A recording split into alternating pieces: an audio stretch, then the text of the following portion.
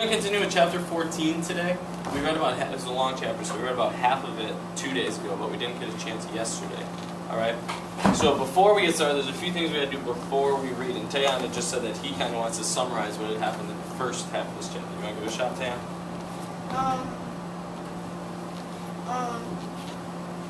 Eddie found out that Annie's father and Annie's mother, Eddie's mother was hissing, and he got frustrated, and Annie's father told him a backstory of what his mom did. Very good.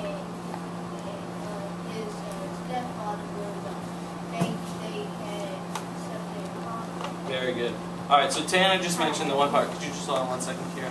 Tayana just mentioned one part, how we finally realized that Eddie's mother and Annie's father had kind of been dating each other, right? So that was one kind of big part.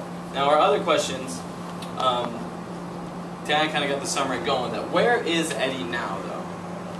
Where are they located? Mr. Gann. Eddie is located in New York. Yes.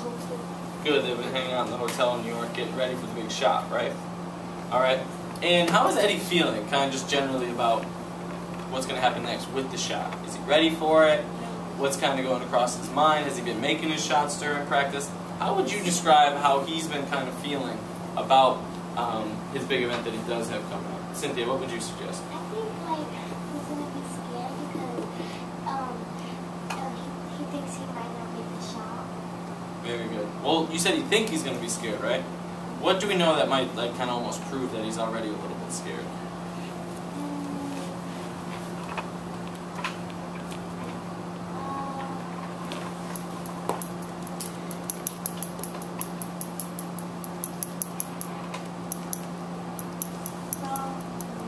Give her some time, give her some time.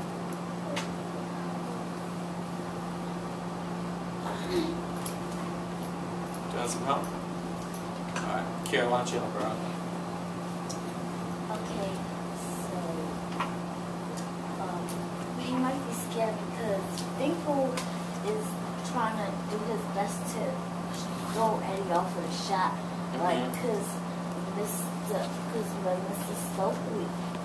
Stokely said himself, he knew that Finkel was an evil man, and if he wanted revenge, he was going to get it. So he would have Eddie throw him off the Empire State Building. Yeah. And Mr. Finkel was like all furious, and he sounded like all scary. Very good. He was acting like he wanted revenge. Good, so you kind of helped Cynthia along there. All those things Finkel's been doing to kind of throw Eddie off. Because does Finkel want him to make the shot? No. No, why not? Because Eliezer, why not? they might not have the $1 million.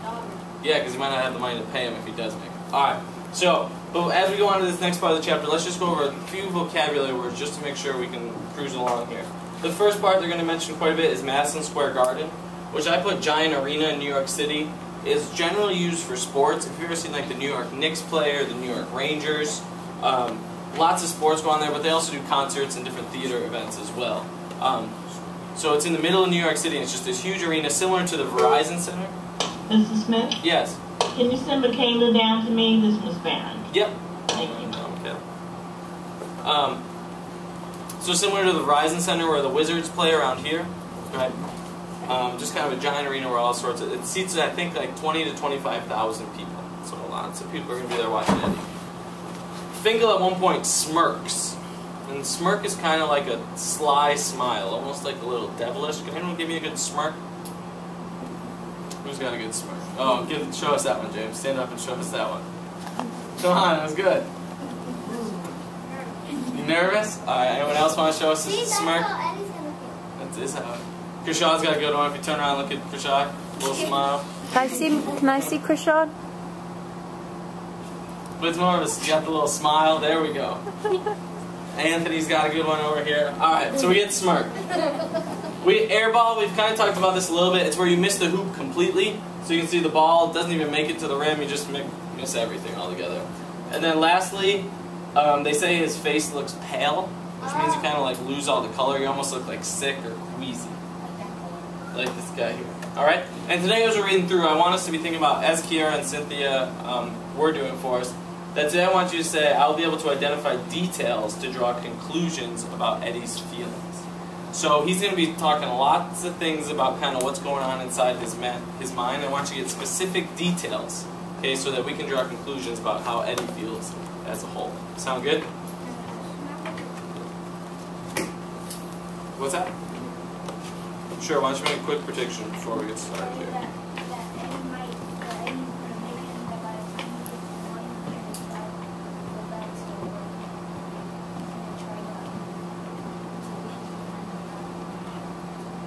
Okay, so you think he's going to make it? He's going to make it, he's going to try to get revenge on Finkel. I like that. We're going to hold off on more. Once we have everybody sitting appropriately, eyes on me, ears open, not playing with our nice sneakers, we will begin. We ready? Do you think we're going to find out in this chapter? If you think we're going to find out if he makes it in this chapter, give me a thumbs up. Or if he doesn't, give me a thumbs down. Just if we're going to find out one way or the other. Alright, looks like a lot of us are kind of mixed. Some people aren't sure if we're going to find out yet. Alright, let's go.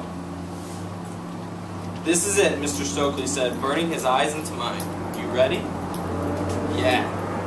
You feel good? Yeah. You nervous? No. You lying? Yeah. You gonna sink it anyway? Yeah. I can't hear you. I'm gonna sink it, I shouted. Well, alright then, let's go do it. Mr. Stokely knew his way around New York City because he had played college ball there. Walking down the street was kind of weird. The first thing I noticed was that there was no grass. These puny trees were growing right out of little patches of dirt in the middle of concrete. Pigeons were all over the place and they didn't even seem afraid of all the people. They'd fly right past your face. Actually, I was a little afraid of them. And there were so many people. There would be 100 of them standing at the corner waiting for a light to change just so they could cross the street. Back home, you'd see that many people at a town meeting or something. Some of the people on the street looked at me and nodded their head or gave me a thumbs up.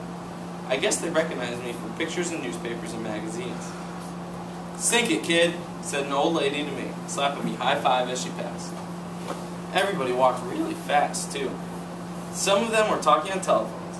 Annie told me to switch my good luck charm to my front pocket, because in New York, pickpockets steal stuff from your back pockets, and you never even feel a thing. Mr. Stokely led us to Madison Square Garden, which was really awesome. When we told the security guards at the gate who I was, and flashed them our passes, they ushered us inside, just like we were famous. They took us right to the Knicks locker room, which was really cool. I'd seen these guys on TV before, but meeting them in person was the best. So far, Eddie's kind of explained New York City as a whole. And we can tell it's a very different place for him. Turn and tell your partner how New York is different from where he grew up.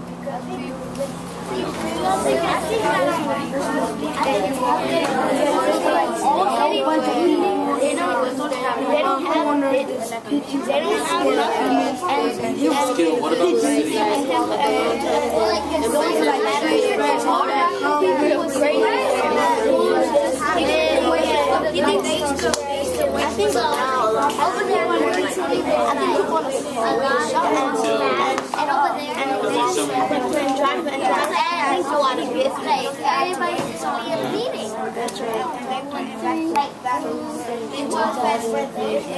And the people just cross off. Very good.